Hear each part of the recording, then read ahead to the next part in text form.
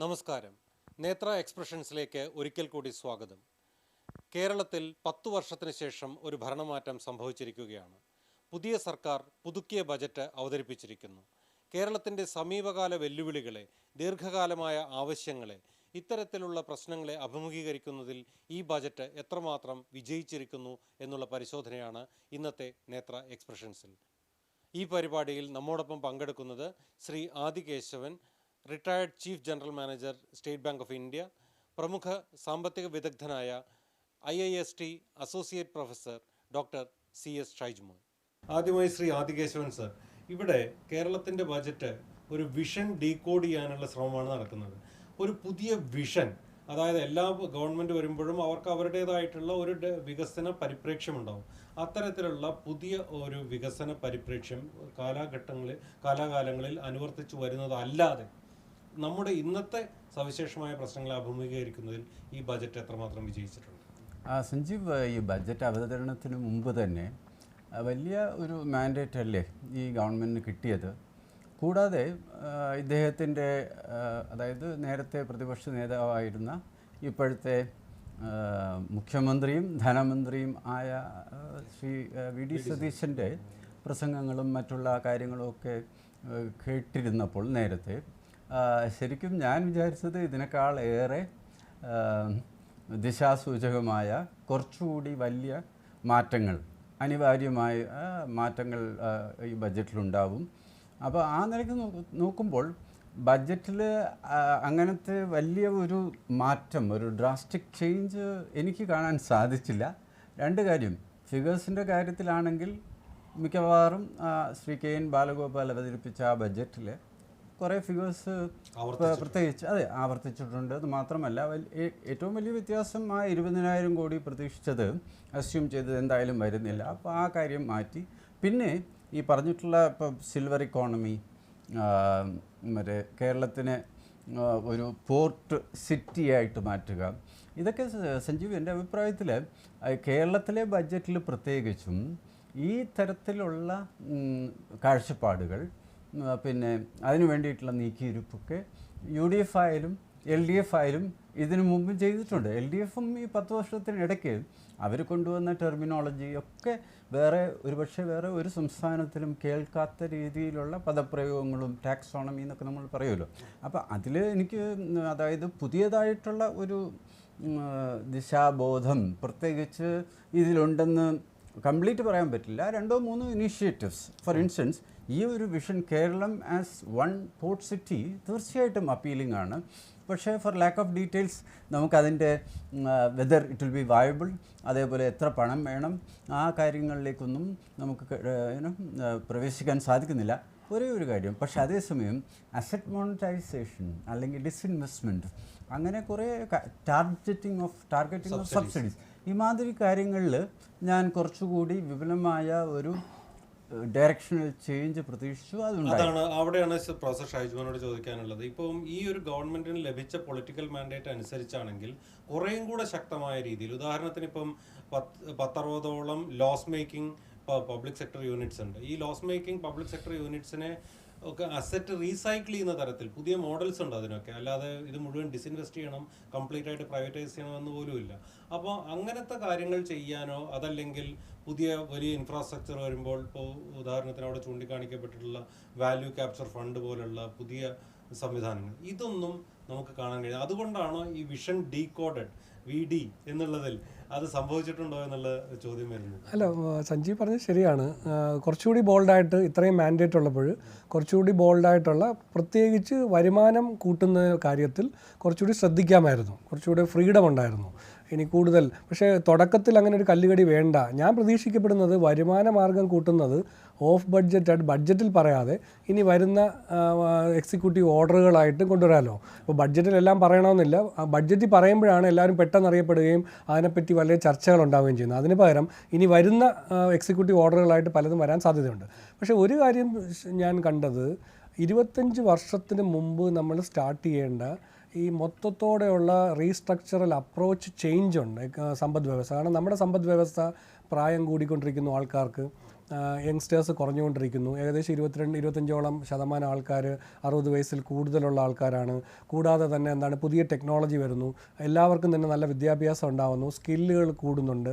അപ്പോൾ അത്തരത്തിൽ ബഡ്ജറ്റ് നമ്മൾ നോക്കിയാൽ കുറേ പുതിയതായിട്ട് പ്രതീക്ഷ നൽകുന്ന കാര്യങ്ങൾ വന്നിട്ടുണ്ട്. ഇപ്പോൾ സൂചിപ്പിച്ച മിഷൻ സമുദ്ര പോലെയുള്ള കാര്യങ്ങൾ വന്നപ്പോൾ മുഴുവനായിട്ടൊരു ഇൻ്റഗ്രേറ്റഡ് ഇൻഫ്രാസ്ട്രക്ചർ ഡെവലപ്മെൻറ്റിൽ അപ്രോച്ച് കൊണ്ടുവന്നിട്ടുണ്ട്. പിന്നെ സദേൺ എക്കണോമിക് കോറിഡോർ കൊണ്ടുവന്നു, തിരുവനന്തപുരം, ആലപ്പുഴ, കൊല്ലം ജില്ലകളെ ഒരുമിപ്പിച്ചുകൊണ്ട് പദ്ധതികൾ കൊണ്ടുവരികയും അതൊരു നല്ല അപ്രോച്ചാണ്. കാരണം നേരെ മുമ്പ് ഘട്ടങ്ങളിൽ ഓരോ ജില്ലയ്ക്ക് എന്ത് കിട്ടി, ഓരോ കോൺസ്റ്റിറ്റ്യുവൻസിയിൽ എന്ത് കിട്ടി, അതിൽ നിന്ന് മാറി ഒരുപക്ഷെ ഒരു കോംപ്രഹെൻസീവായിട്ട് ഒരു റീജിയൻ ഡെവലപ്പ് ചെയ്ത് കൊണ്ടുവരിക, ഇപ്പം ആ ഡെവലപ്മെൻറ്റിൽ നിന്ന് മറ്റൊരിലേക്ക് പോവുക, അങ്ങനെ ഒരു ഇഫക്റ്റ് ഉണ്ടാകും. പിന്നെ ഈ ഇവിടെ സൂചിപ്പിച്ച ഈ അസറ്റ് മോണിറ്റൈസേഷൻ അല്ലെങ്കിൽ പബ്ലിക് സെക്ടർ അണ്ടർടേക്കിങ്സ് തീർച്ചയായിട്ടും വളരെ വലിയൊരു ചേഞ്ചസ് കൊണ്ടുവരേണ്ടത് അത്യാവശ്യമാണ്. 132 പബ്ലിക് സെക്ടർ അണ്ടർടേക്കിങ്സ് നമുക്കുണ്ട്. അല്ലാതെ ചോദിക്കാൻ കാരണം KSRTC പ്രിയദർശിനി സ്കീം നമ്മൾ നടപ്പാക്കി, സ്വാഭാവികമായിട്ടും KSRTCയുടെ റീസ്ട്രക്ചറിങ് കൂടെ വരേണ്ടതല്ലേ?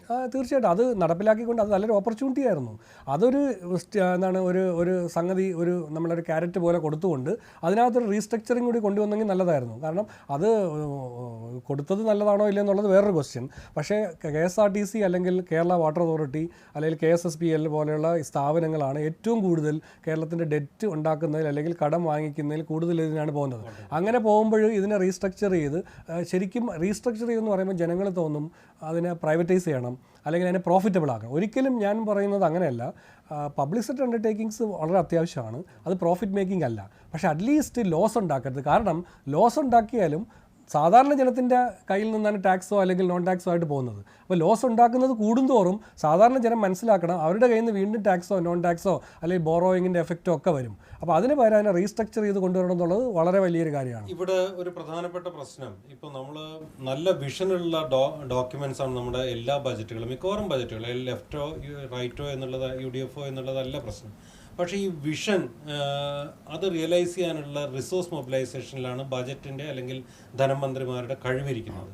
അപ്പോൾ റിസോഴ്സ് മൊബിലൈസേഷൻ ഇവിടെ നമ്മൾ നോക്കുമ്പോൾ വളരെ കൺവെൻഷണൽ ആയിട്ടുള്ള റൂട്ടിലുള്ള സെൻട്രൽ ട്രാൻസ്ഫേഴ്സ് മാക്സിമം മുന്നോട്ട് വെച്ചിരിക്കുന്നു. അതുപോലെ തന്നെ GST വരുമാനം, ഡയറക്റ്റ് ആയിട്ടുള്ള ടാക്സസിൽ മാക്സിമം എസ്റ്റിമേഷൻ, അതായത് അൺറിയലിസ്റ്റിക് ആയിട്ട് എന്ന് വേണമെങ്കിൽ പറയാവുന്ന തരത്തിലുള്ള ഒരു ഇൻഫ്ലേറ്റഡ് ഫിഗേഴ്സാണ് പലതും കൊടുത്തിരിക്കുന്നത്. അത് ഈ ലെവലിൽ നമ്മൾ നോക്കുകയാണെങ്കിൽ റിസോഴ്സ് മൊബിലൈസേഷനും ഒപ്പം തന്നെ ഈ പ്രഖ്യാപിക്കപ്പെട്ട പദ്ധതികളുടെയും ഇത് ബാലൻസ് ചെയ്ത് നമ്മൾ നോക്കുമ്പോൾ ഈ ബജറ്റിൻ്റെ സക്സസ് എവിടെയാണ് കിടക്കുന്നത്? സഞ്ജീവ്, റിസോഴ്സ് മൊബിലൈസേഷൻ ഇതിനു മുമ്പ് തന്നെ എനിക്ക് തോന്നുന്നത് പത്രങ്ങളിൽ വന്ന കമൻട്രീസ് ഉണ്ടല്ലോ. അപ്പോൾ പ്രധാനപ്പെട്ട എല്ലാവരും റിസോഴ്സ് മൊബിലൈസേഷന് ഒരു വിസിബിലിറ്റി ഇല്ല, അല്ലെങ്കിൽ എവിടെ നിന്ന് വരും എന്നുള്ളതിനെക്കുറിച്ച് ഒരു തെളിച്ചം ഇല്ല എന്നുള്ളത്.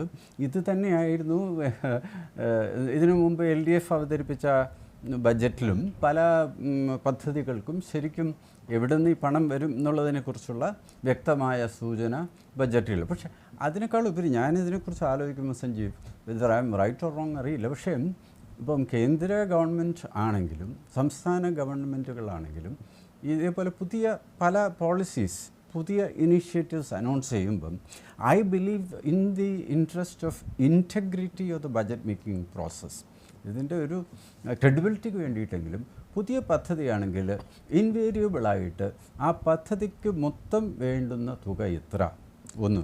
രണ്ട്, ഈ പദ്ധതി ആസ് ഓഫ് നൗ അതെ അല്ല ആസ് ഓഫ് നൗ. രണ്ടാമത്തെ കാര്യം, ആകെ കോസ്റ്റ് ഓഫ് പ്രോജക്റ്റ് നമ്മൾ പറയുമല്ലോ, എന്ത് ഐഡിയ വേണമെങ്കിൽ നിങ്ങൾ കൊണ്ടുവരും. സിൽവർ ഇക്കോണമി, മറ്റേ ബ്ലൂ ഓഷൻ അല്ലെങ്കിൽ ബ്ലൂ ഇക്കോണമി, എത്രയാണ് സർക്കാരിൻ്റെ കാഴ്ചപ്പാടിൽ മൊത്തം തുക ഇതിനു വേണ്ടി ചിലവാക്കാനായിട്ട് നമ്മൾ ഉദ്ദേശിക്കുന്നത്, അപ്രോക്സിമേറ്റ് ഫിഗർ. രണ്ടാമത്തത്, എത്ര വർഷം കൊണ്ട് ഇത് നമ്മൾ കംപ്ലീറ്റ് ചെയ്യാൻ ഉദ്ദേശിക്കുന്നു, ഈ വർഷം എത്ര നീക്കിരും. അപ്പോൾ we will be able to understand. ഇതിപ്പം യൂണിയൻ ബഡ്ജറ്റിലും ഇതേപോലെ ഇൻസ്റ്റൻസ് പെട്ടെന്ന് തീർച്ചയായിട്ടും ഉണ്ട്. കാരണം അവർ പറയുന്നു, പിന്നെ അലൊക്കേഷൻ കുറച്ച് വയ്ക്കുന്നു, ഇതിൻ്റെ ഓവറോൾ കോസ്റ്റിനെ കുറിച്ച് ഒരു മെൻഷനുമില്ല, മാത്രമല്ല ടൈം ലൈനെ കുറിച്ചും പറയുന്നേ ഇല്ല. ബട്ട്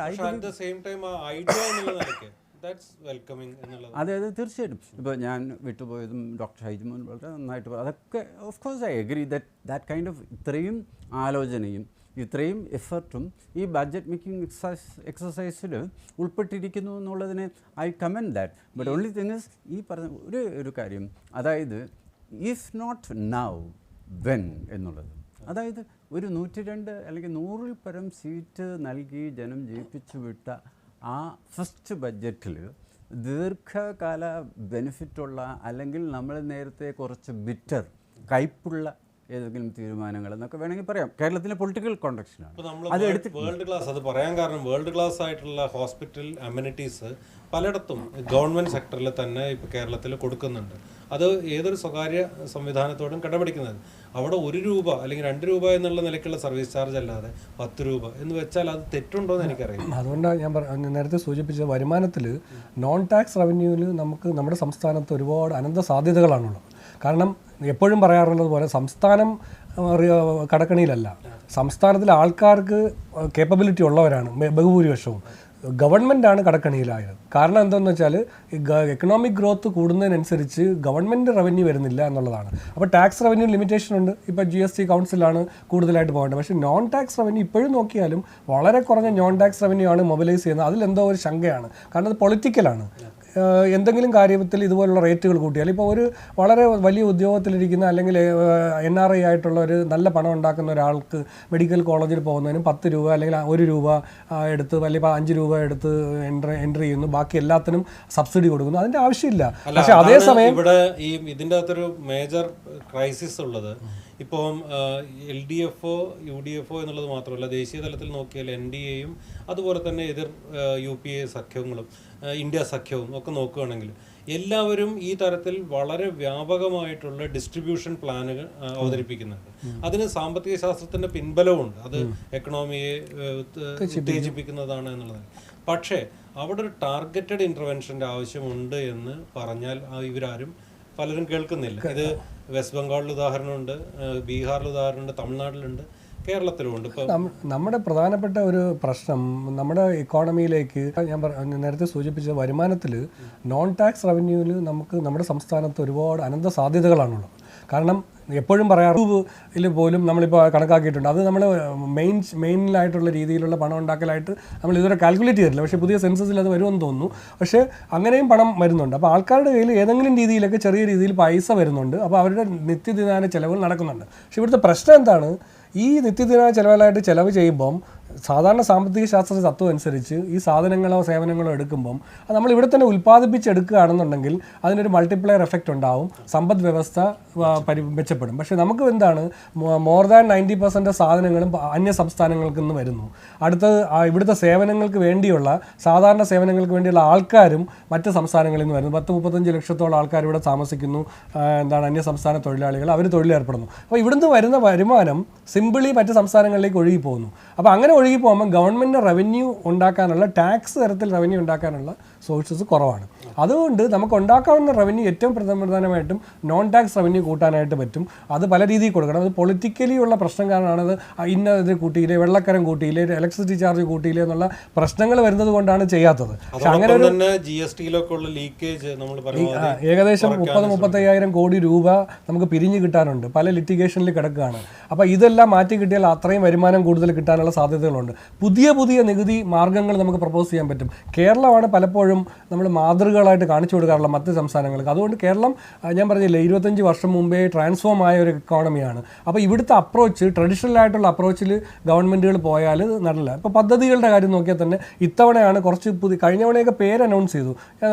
നമ്മൾ പലപ്പോഴും സൂചിപ്പിച്ചിട്ടുള്ളത് ഇപ്പോൾ സ്പേസ് ഇക്കോണമിയെ ഇമ്പോർട്ടൻസ് കൊടുക്കുന്നു, അല്ലെങ്കിൽ ഒരു ഇന്നൊവേഷൻ പാർക്ക് കൊണ്ടുവരുന്നു, അല്ലെങ്കിൽ ബയോടെക്നോളജി, അല്ലെങ്കിൽ പുതിയ Jawaharlal Nehru centre for scientific temper announce ചെയ്തു. ഇതൊരു വലിയ ഒരു മെസ്സേജാണ് അനൗൺസ് ചെയ്തിരിക്കുന്നു. അതുപോലെ തന്നെ പുതിയ സതേൺ സ്റ്റേറ്റ്സ് ഡിസ്ട്രിക്റ്റുകളുടെ കോർഡിനേറ്റ് ചെയ്ത് ഇപ്പോൾ സാറ് സൂചിപ്പിച്ച ഒരു കാര്യമുണ്ട്, ഇപ്പോൾ പ്രോജക്റ്റുകൾക്ക് ഫണ്ട് വെച്ചിട്ടില്ലെന്ന്. പക്ഷേ എൻ്റെ അഭിപ്രായത്തിൽ ഇപ്പോഴത്തെ സ്കാൻഡിനേവിയൻ കൺട്രീസും ഡെവലപ്ഡ് കൺട്രീസും നോക്കിയാൽ ഇപ്പോഴത്തെ പ്രോജക്റ്റ് പുതിയ ജനറേഷൻ പ്രോജക്റ്റുകൾക്ക് ഫണ്ട് അൾട്ടിമേറ്റായിട്ട് നമുക്ക് മെഷർ ചെയ്യാൻ പറ്റില്ല. കാരണം നമുക്ക് അതിൽ കമ്പാർട്ട്മെൻറ്റായിട്ട് തിരിക്കണം.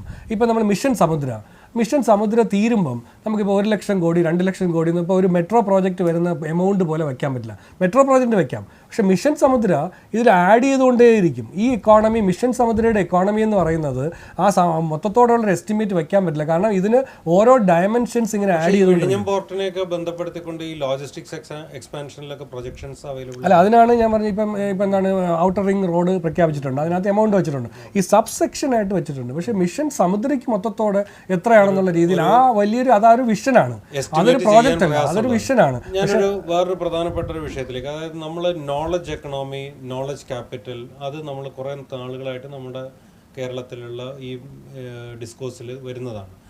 ഇത് നമുക്കറിയാം, നോളജ് ക്യാപിറ്റൽ എന്നുള്ളത് ഈ അഗ്രികൾച്ചറിൻ്റെയും ഇൻഡസ്ട്രിയൽ റവല്യൂഷൻ്റെ ഒക്കെ കാലത്തിന് ശേഷം ഇന്നിപ്പോൾ നോളജ് റവല്യൂഷൻ്റെ കാലമാണെന്ന് പറയും. അപ്പോൾ ഉന്നത വിദ്യാഭ്യാസം ഉൾപ്പെടെ നോളജുമായി നേരിട്ട് ബന്ധപ്പെട്ട് നിൽക്കുന്ന മേഖലകൾ പലതും വളരെ വലിയ മാറ്റങ്ങൾ കൂടെയാണ് കടന്നു പോകുന്നത്. പക്ഷെ നമ്മളിവിടെ വളരെ വലിയ പ്രതിസന്ധികളാണ് ആ രംഗത്ത് നേരിടുന്നത്. ആ പ്രശ്നത്തെ അഡ്രസ്സ് ചെയ്യാൻ ഈ ബജറ്റ് ശ്രമിച്ചിട്ടുണ്ടോ എന്നുള്ളതാണ്.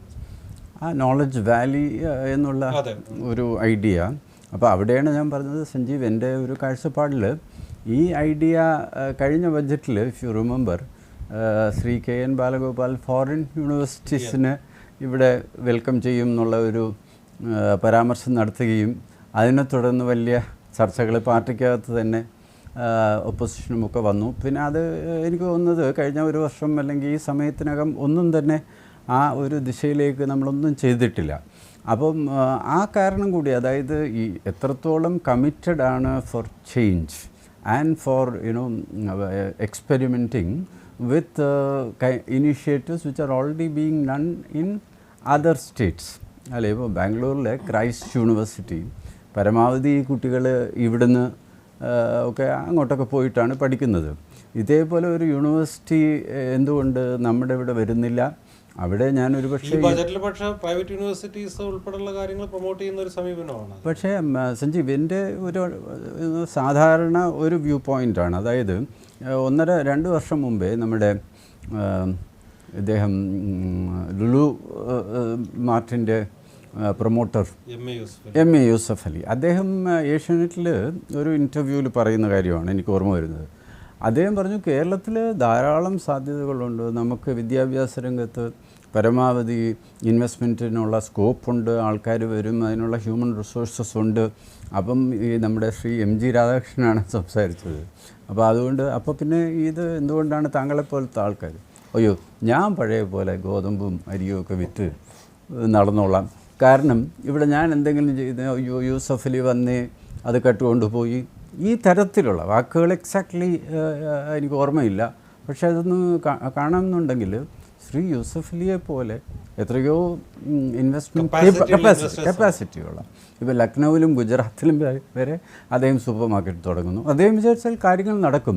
പക്ഷേ ഈ interview it is available on YouTube, ഏഷ്യാനെറ്റിൻ്റെ. അപ്പോൾ ഞാൻ പറയുന്നത് ഈ ഒരു പ്രശ്നം അത് ഇന്നും നിലനിൽക്കുന്നു. ഏറ്റവും അവസാനമായി ഞാനിപ്പോൾ എൻ്റെ അനുജൻ കഴിഞ്ഞ ആഴ്ച റിട്ടയർമെൻറ്റിന് ശേഷം ലക്നൌവിൽ നിന്ന് ഇങ്ങോട്ട് വന്നു. വീട്ടു സാധനങ്ങൾ ഇറക്കാനായിട്ട് അവിടെ യൂണിയൻസ് വന്നിട്ട് പണ്ടത്തെ പോലെ തന്നെ ഒരു ഇഷ്യൂ ആയി. പിന്നെ അവർക്കറിയാം ഇതിപ്പം അവരുടെ കയ്യിൽ ലീഗലി ഈ ഉടമസ്ഥന് ഏത് രീതിയിൽ, പക്ഷേ എന്നായാലും ആ ഒരു സീൻ ഉണ്ടാകുന്നു.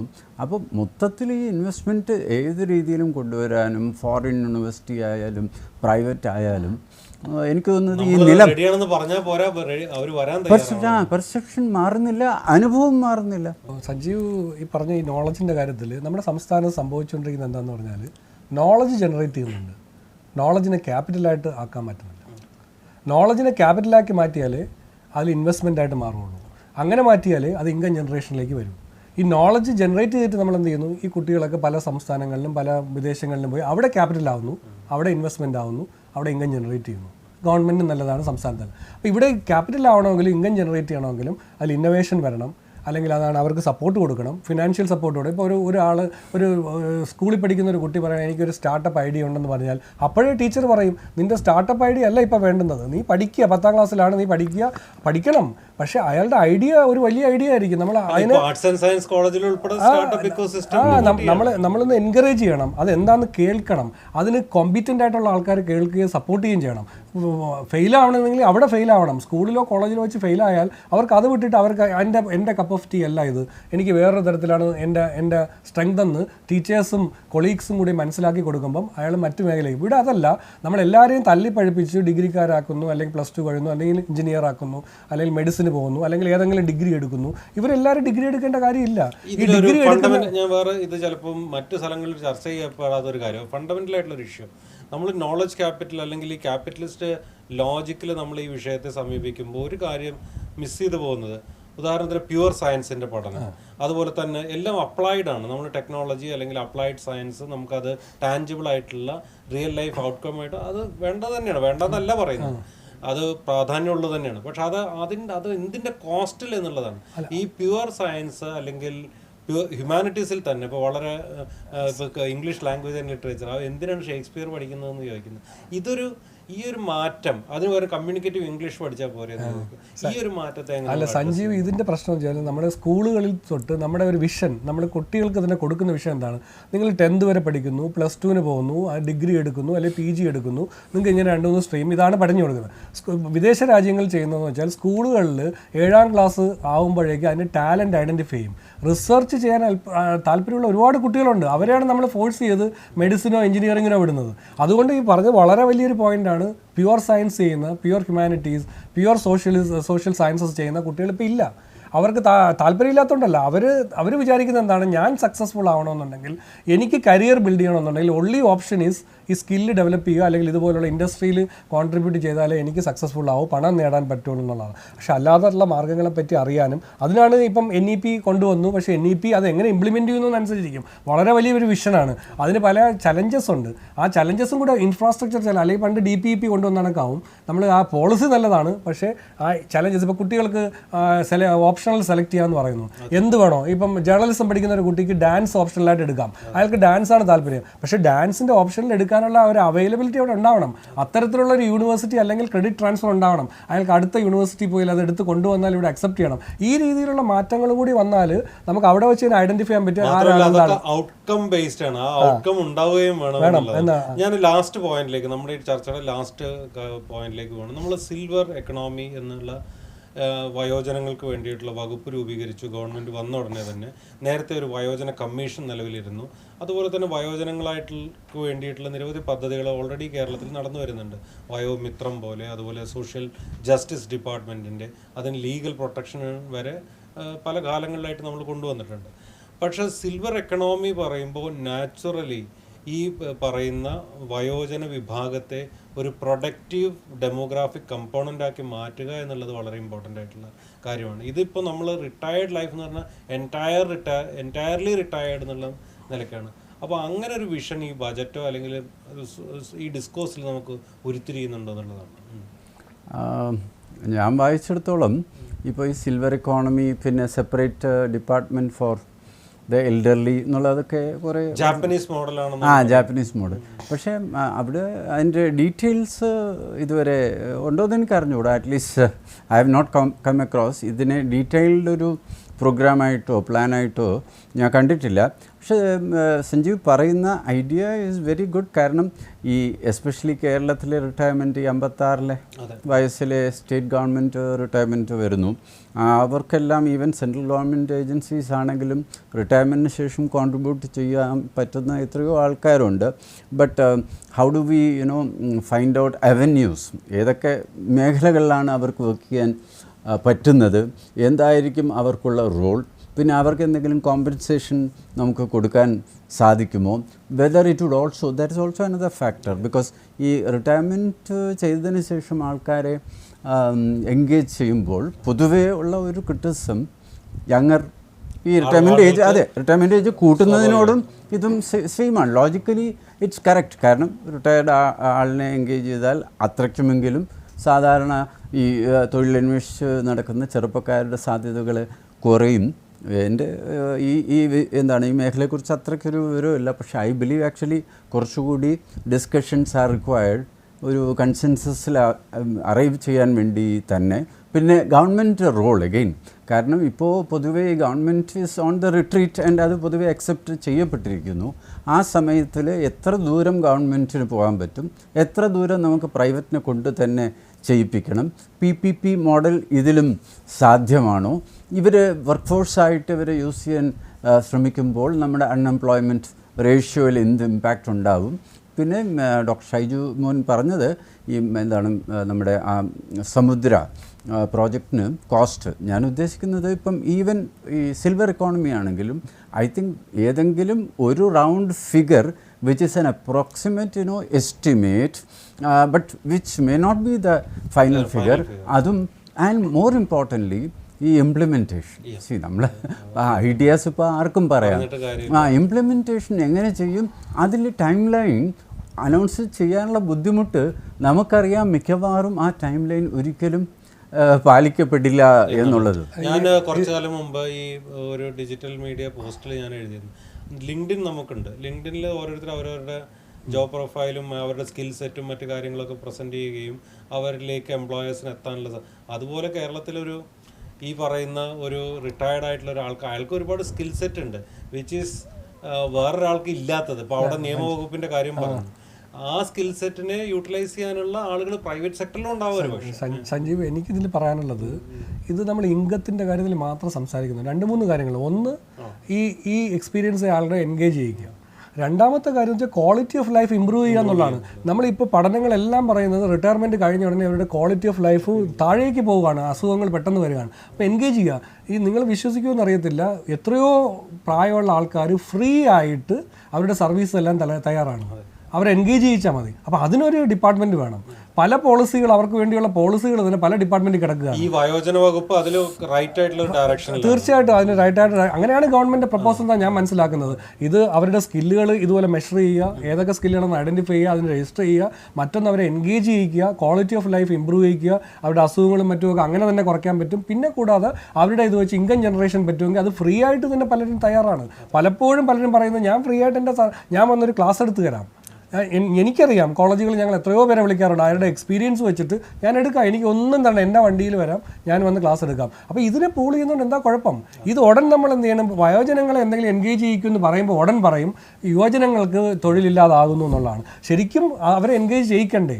അപ്പോൾ ഈ നമ്മളും വയോജനങ്ങളാകില്ല, ഒരു ഫിനാൻഷ്യൽ ഇൻസ്ട്രുമെന്റ് ആയിട്ട് മാത്രം കാണുന്നുണ്ടെന്നുള്ള പ്രശ്നമാണ്. അത് ഉദാഹരണത്തിന് ഒരു വർഷം പെൻഷൻ, ഒറ്റ എക്സാമ്പിൾ എടുത്താൽ ഇപ്പോൾ 56 വയസ്സ് പെൻഷൻ പ്രായം ഒരു 58 വയസ്സാക്കിയാൽ സ്വാഭാവികമായിട്ടും ഒരു വർഷം 6000 കോടി രൂപ ഡെഫർ ചെയ്യുന്നു എന്നുള്ളൂ. രണ്ട് വർഷത്തേക്ക് ഡെഫർ ചെയ്യുന്നു. 6000 + 6000 12,000 കോടി രൂപ 2 വർഷം കഴിഞ്ഞിട്ടുള്ള പേയ്മെന്റിലേക്ക് ഡെഫർ ചെയ്യുന്നു. അതുകൊണ്ട് എന്താ ഗുണമെന്നാണ് തിരിച്ചു ചോദിക്കുന്നത്. അപ്പോൾ ആ ഒരു ഫിനാൻഷ്യൽ ഇൻസ്ട്രുമെന്റ് ആയിട്ട്, ഫിനാൻഷ്യൽ മാത്രമല്ല, നമ്മുടെ quality of life on an average, ഞാൻ നേരത്തെ സൂചിപ്പിച്ചു, നമ്മൾ ഗവൺമെന്റിനെ 75-76 പറയുന്നു, ഞാൻ പറയുന്നത് 80 വയസ്സ് ക്രോസ് ചെയ്തു. അതിൽ സ്ത്രീകൾക്ക് 85 വയസ്സ് ക്രോസ് ചെയ്തു. ഈ പല സർവകലാശാലകളിലെ വലിയ പ്രൊഫസർമാര്, നമ്മൾ വായിക്കുന്ന തിയററ്റീഷ്യൻസ്, അവരൊന്നും ഒരിക്കലും റിട്ടയർ അല്ല. അതും മാത്രമല്ല, മിക്കവാറും കേരളത്തിൽ നോക്കി അറിയാം, കുഞ്ഞുങ്ങൾ യങ്സ്റ്റേഴ്സ് മൈഗ്രേറ്റ് ചെയ്യുന്നു ഇല്ലാതെ കാരണം ഇവർ ഒറ്റപ്പെട്ടാണ് ജീവിക്കുന്നത്. അപ്പോൾ ഗവൺമെൻറ് തലത്തിൽ ഇവരെ എൻഗേജ് ചെയ്യിക്കൂ. അവരെ എൻഗേജ് ചെയ്യിച്ചൊരു വർക്കിൽ കോമൺ പൂളായിട്ട് കൊണ്ടുവരും. അവർക്കൊരു വയോജന വീട് പോലെയൊക്കെ ആയാൽ അവർക്ക് അത് ഒരു മാനസിക പ്രശ്നം ഉണ്ടാവും. നിങ്ങളുടെ വയോജനങ്ങളെ വീടിലാക്കുന്നത് ആ അപ്രോച്ച് മാറിയിട്ട് അവർക്ക് സ്വയമേ അവർക്കൊരു വില്ലിംഗ്ഫുള്ളി നമുക്ക് പലതിലും എൻഗേജ് ചെയ്യാൻ പറ്റുക, എനിക്ക് ഇങ്ങനെ ചെയ്യാൻ പറ്റും എന്നുള്ളത് എടുത്തിട്ട് അതിലേക്ക് എൻഗേജ് ചെയ്യിക്കുക. അത് സമ്പദ് വ്യവസ്ഥയ്ക്ക് നല്ലതാണ്, ആ വ്യക്തികൾക്ക് നല്ലതാണ്. അതെന്ന് പറയുന്നത് ഇപ്പോൾ ജാപ്പനീസ് മോഡൽ എന്നൊക്കെ പറയുന്നത് അതാണ്. അവർക്ക് പണം ജനറേറ്റ് ചെയ്യുന്നതല്ല പ്രധാന ഉദ്ദേശം, അവരുടെ ക്വാളിറ്റി ഓഫ് ലൈഫ് നന്നായിട്ട് എക്സ്റ്റെൻഡ് ചെയ്ത് പീസ്ഫുള്ളായിട്ട് ഹാപ്പി ആയിട്ട് ജീവിക്കാനും ഹാപ്പി ആയിട്ട് മരണപ്പെടാനും അനുവദിക്കാനുള്ളത് നമ്മുടെ ഉത്തരവാദിത്വമാണ്. ആ ഉത്തരവാദിത്വം നമ്മൾ ജനങ്ങൾ ഏറ്റെടുക്കണം. നമ്മളെല്ലാവരും വയസ്സാകും എന്നുള്ള ബോധം നമുക്കുണ്ടാവും. ലാസ്റ്റ് ഒരു കാര്യം കൂടെ ചോദിച്ചിട്ട് അവസാനിപ്പിക്കുക. അതായത് ഇതൊരു പോസ്റ്റ് ബജറ്റ് ഡിസ്കോഴ്സിൻ്റെ ബേസിലുള്ളൊരു ചോദ്യമാണ്. അതായത് ഈ ബജറ്റ് ഒരു നിയോ ലിബറൽ പോളിസീസിൻ്റെ ഒരു പുനരാനയിക്കലാണ് എന്നുള്ള വിമർശനമാണ് പ്രതിപക്ഷ നിരകളിൽ നിന്നൊക്കെ കാര്യമായിട്ട് വരുന്നത്. കേരളത്തിൽ ഈ ഡിബേറ്റ് വളരെ കാലമായിട്ട് നടക്കുന്നതാണ്, വളരെയധികം കറൻസിയുള്ളൊരു ഡിബേറ്റാണ്. പക്ഷേ ഈ നിയോ ലിബറലിസത്തിനെ എന്തുകൊണ്ടാണ്, ആർക്കാണ് പേടിക്കേണ്ടതെന്ന് എഴുതിയിട്ടുള്ള മലയാളത്തിലുള്ള പുസ്തകം എഴുതിയിട്ടുണ്ട് നമ്മുടെ പ്രൊഫസർ ശാന്തകുമാറിനെ പോലുള്ള ആളുകൾ. അപ്പം നിരവധി കൗണ്ടർ ആർഗ്യുമെൻസും ഒക്കെ ഉണ്ട്. ആ ഒരു പോയിന്റിൽ ആ ഡിസ്കോഴ്സിൻ്റെ സ്വഭാവത്തെ ഇപ്പോഴും നമ്മൾ ആ ഒരു ഇതിൽ കറങ്ങിക്കൊണ്ടിരിക്കുന്നതിനെ എങ്ങനെ കാണും? ഞാൻ ഒരു ഒറ്റ വാക്യത്തിൽ പറയാം. അതായത് ഇപ്പോൾ പ്രൈവറ്റൈസേഷൻ നമ്മൾ പറയുന്നു. ലൂസായിട്ട് അതിനെ ഉപയോഗിക്കുമ്പോൾ what is meant as actually disinvestment, അതിനെയാണ് പ്രൈവറ്റൈസേഷൻ എന്നുള്ള പദം കൊണ്ട് ഉദ്ദേശിക്കുന്നത്. സോ ഡിസ്ഇൻവെസ്റ്റ്മെൻറ്റ് എന്ന് പറയുന്നത് ഒരിക്കലും ഒരു പ്രശ്നം ആവേണ്ട ആവശ്യമില്ല. അതായത് പ്രോഫിറ്റ് മേക്കിംഗ് പബ്ലിക് സെക്ടർ അണ്ടർടേക്കിങ്സിനെ ലിസ്റ്റ് ചെയ്യുക. So 25% minimum equity. So I was thinking, ഇപ്പോൾ നമ്മുടെ കേരള സ്റ്റേറ്റ് ബെവറേജസ് കോർപ്പറേഷൻ അതൊരു കമ്പനി രൂപത്തിലാക്കുക, ലോട്ടറി ഡിപ്പാർട്ട്മെൻറ്റ് ഒരു കമ്പനിയാക്കുക, then they are earning profits. Can we not go for listing, which will be a means of resource raising, and control 75% വേണമെങ്കിൽ അത് വെച്ചോളൂ, 51% കുറയേണ്ട ആവശ്യമില്ല. ഇനി നമുക്ക് അത്രയ്ക്കൊരു അല്ല, അതിനാണ് ഗവൺമെൻറ് ഇപ്പോൾ നിയോ ലിബറലിസ്റ്റ് ഐഡിയാസ് ഡീറെഗുലേഷൻ ആണെങ്കിൽ പോലും ഏത് കാര്യത്തിലാണെങ്കിലും അതിൽ വളരെ പ്രോപ്പറായിട്ടുള്ള ജനങ്ങളുടെ പക്ഷത്തു നിന്നുള്ള കൺട്രോളിലാണ് ഗവൺമെൻറ്. ഇപ്പോഴും ഗവൺമെൻറ്, ഇപ്പോഴും നമ്മുടെ ജനങ്ങളുടെ സങ്കല്പം എന്ന് പറഞ്ഞാൽ ഗവൺമെൻറ് ഈസ് എ പ്രൊവൈഡർ. ഇത് കാലഘട്ടം മാറി. Government is not a provider, government is a facilitator. Facilitate ചെയ്യണം. അതിൻ്റെ അർത്ഥം പ്രൈവറ്റൈസേഷൻ എന്ന് പറയുന്നത് എല്ലാം പ്രൈവറ്റ് പാർട്ടി കൊടുത്ത് പ്യുവർ ക്യാപിറ്റലിസം, നമുക്കറിയാമോ എന്നറിയത്തില്ല ഈ സംസാരിക്കുന്നത്, pure capitalism never ever existed in the world. ഇത് തിയറിയിൽ മാത്രമുള്ളതാണ്. അപ്പോൾ അതിനെ വെച്ചുകൊണ്ടാണ് നമ്മൾ കമ്പയർ ചെയ്യുന്നത്. നമ്മൾ ഗവൺമെൻറ് കൊണ്ട് സ്ട്രോങ് ആയിട്ട് ലെജിസ്ലേഷൻസ് ഗവൺമെൻറ്റിന് വരുത്താം, അത് നല്ല സ്ട്രോങ് നിയമസഭയുണ്ട്. അപ്പോൾ അതെന്ത് ചെയ്യണം, ഏതെങ്കിലും ഒരു പാർട്ടി കൈവിട്ട് പോകുന്നു എന്ന് തോന്നിയാൽ അവർക്ക് നിയമനിർമ്മാണം നടത്താം, അതിനെ കൺട്രോൾ ചെയ്യാൻ പറ്റും. പക്ഷേ പ്രൈവറ്റ് ക്യാപിറ്റൽ വരണം. കാരണം ഗവൺമെൻറ് ഇതെല്ലാം പണം ഇൻവെസ്റ്റ് ചെയ്യാൻ പറ്റില്ല. ഇപ്പോഴും എല്ലാ വർഷവും 55,000, ഈ വർഷം 55,000 കോടി രൂപ കടമെടുക്കുക. എല്ലാ വർഷവും 50,000 കോടി രൂപയിൽ പുറത്ത് കടമെടുത്താൽ ഇപ്പം തന്നെ 5.07 ലക്ഷം കോടി രൂപ കടമായത് വീണ്ടും കൂടിക്കൊണ്ട്. കടം എടുക്കേണ്ടെന്നല്ല, കടം എടുക്കണം. പക്ഷേ കടം എടുക്കുന്നതിനോടൊപ്പം ഈ പ്രൈവറ്റ് ഇൻവെസ്റ്റ്മെൻറ്റ് വരുന്നത് ഇൻവെസ്റ്റ്മെൻറ്റ് മാത്രമല്ല, എഫിഷ്യൻസി കൂട്ടും, കോമ്പറ്റീറ്റീവ് എഫിഷ്യൻസി കൂട്ടും, നല്ലൊരു എഫിഷ്യൻ്റ് ആയിട്ട് വേണം, പ്രോഡക്ട്സ് പ്രൈസ് കുറച്ച് കിട്ടും. അതെല്ലാം വെൽഫെയർ ആണ്. പ്രൈസ് കുറച്ച് പ്രോഡക്ട്സ് നമ്മുടെ സംസ്ഥാനത്ത് പലപ്പോഴും അതിന് കൗണ്ടർ ആർഗ്യുമെന്റ്സും ഉണ്ട്. ഇപ്പോൾ ഉദാഹരണത്തിന് കോമ്പറ്റീഷൻ നമ്മൾ വർദ്ധിക്കുമെന്ന്, ചോയ്സ്, ഒറ്റ വാക്കിൽ പറഞ്ഞു ചോയ്സ് കൂടുമെന്നുള്ളത് വളരെ വലിയൊരു താല്പര്യമായിട്ട് നമ്മൾ, ആഗ്രഹമായിട്ട് നമ്മൾ പറയുന്നു. പലപ്പോഴും ഇത് മൊണോപ്പൊളൈസേഷനിലേക്ക് പോകുന്നതായിട്ടാണ് കാണുന്നത്. അല്ല, അതിനും നമുക്കിപ്പം നമ്മുടെ നാഷണൽ ലെവലിലാണ് ഈ കോമ്പറ്റീഷൻ കമ്മീഷൻ ഓഫ് ഇന്ത്യ ഉണ്ട്. അപ്പം സ്റ്റേറ്റ് ലെവലിലും എന്ത് ചെയ്യാം, അതിനെ കൺട്രോൾ ചെയ്യാൻ പറ്റും. റെഗുലേറ്ററി അതോറിറ്റീസ് അതിന് വേണ്ടിയാണ്. നമുക്ക് ഓരോന്നിനും റെഗുലേറ്ററി അതോറിറ്റീസ് കൊണ്ടുവരും. ഇപ്പം നമുക്കറിയാമല്ലോ, ഇലക്ട്രിസിറ്റി റെഗുലേറ്ററി അതോറിറ്റി ഉള്ളതുകൊണ്ടാണ് ഇപ്പം എന്താണ് അവർക്ക് ഇഷ്ടപ്പെട്ട രീതിയിൽ അവരെല്ലാ പഠനങ്ങളും നടത്തിയിട്ടാണ് കൂട്ടണോ കുറയ്ക്കണോ. അവർ പറയും 2 രൂപ കൂട്ടണം, പറ്റത്തില്ല, 50 പൈസ കൂട്ടാൻ പറ്റുള്ളൂ. ഇങ്ങനെ റെഗുലേറ്ററി ഇതിന് പല മെത്തേഡ്സ് ഉണ്ട്. നമുക്ക് ഇങ്ങനെ പണ്ടത്തതുപോലെ എല്ലാം തീരെഴുതി കൊടുക്കണം, പ്രൈവറ്റ് പാർട്ടി എല്ലാം ചെയ്തോട്ടെ എന്നുള്ളതല്ല. ഈ മിഷൻ സമുദ്ര പോലെയുള്ള പദ്ധതികളും അങ്ങനെയാണ്, ഗവൺമെൻറ് പ്ലസ് പ്രൈവറ്റ് രീതിയിലാണ് കൊണ്ടുവരുന്നത്. Sanjeev, latest who is afraid എന്ന് പറഞ്ഞതുപോലെ ഇതെല്ലാം നടപ്പിലാക്കിയാലും ഒരാശങ്കയും വേണ്ട. കേരളത്തിലേക്ക് അങ്ങനെ ഇടിച്ച് കയറാനായിട്ട് private capital is not waiting exactly. കാരണം കോമ്പറ്റീഷൻ തമിഴ്നാടും കർണാടകയൊക്കെ ഉണ്ടല്ലോ. ശ്രീ ആദികേശവൻ സൂചിപ്പിച്ച ഒരു പ്രധാനപ്പെട്ട കാര്യമാണ്, കേരളത്തിലേക്ക് സ്വകാര്യ മൂലധനം വിവിധ മേഖലകളിലേക്ക്, അതായത് ഈ ബജറ്റ് മുന്നോട്ട് വയ്ക്കുന്ന മാരിടൈം എക്കണോമി പോലുള്ള നിരവധി പുതിയ മേഖലകളിലേക്ക് സ്വകാര്യ മൂലധനം വരണമെങ്കിൽ സ്വാഭാവികമായും നമ്മുടെ നിക്ഷേപ സൗഹൃദ അന്തരീക്ഷത്തിൽ ഇപ്പോൾ നമ്മൾ 1-ാം സ്ഥാനത്താണ് പേപ്പറിൽ. പക്ഷേ എന്തുകൊണ്ടോ അത് റിയലൈസ് ചെയ്യുന്നില്ല. ഈസ് ഓഫ് ഡൂയിങ് ബിസിനസ്സിലൊക്കെ നമുക്ക് നല്ല റാങ്കുണ്ട്. പക്ഷെ അത് പലപ്പോഴും പ്രവൃത്തി പദത്തിലേക്ക് വരുമ്പോൾ ഈ പറയുന്ന സ്വകാര്യ മൂലധനത്തിൻ്റെ വരവ് വളരെ ബുദ്ധിമുട്ടേറിയ ഒന്നായി മാറുകയാണ് ചെയ്യുന്നത്. അതിന് വളരെ കൃത്യമായി ഒരു മാറ്റം നൽകാൻ ഈ ബജറ്റിനും അതുപോലെ തന്നെ ഇനി വരുന്ന സാമ്പത്തിക രേഖകൾക്കും കഴിയട്ടെ. സാമ്പത്തിക രേഖകൾ ഇന്ന് സാമൂഹ്യ രേഖകൾ കൂടിയായി മാറിക്കൊണ്ടിരിക്കുകയാണ്. അതുകൊണ്ടാണ് കേരളത്തിലെ ഡെമോഗ്രാഫിക് ഷിഫ്റ്റിനെ കുറിച്ചൊക്കെ ബജറ്റിൻ്റെ സമയത്ത് വളരെ കാര്യമായ ചർച്ച നടക്കുന്നത്. ഏതായാലും ഈ ചർച്ചയിൽ പങ്കെടുത്തതിന് ശ്രീ ആദികേശവൻ സർ, ഡോക്ടർ ഷൈജ്മോൻ, വളരെയധികം നന്ദി. Thank you very much.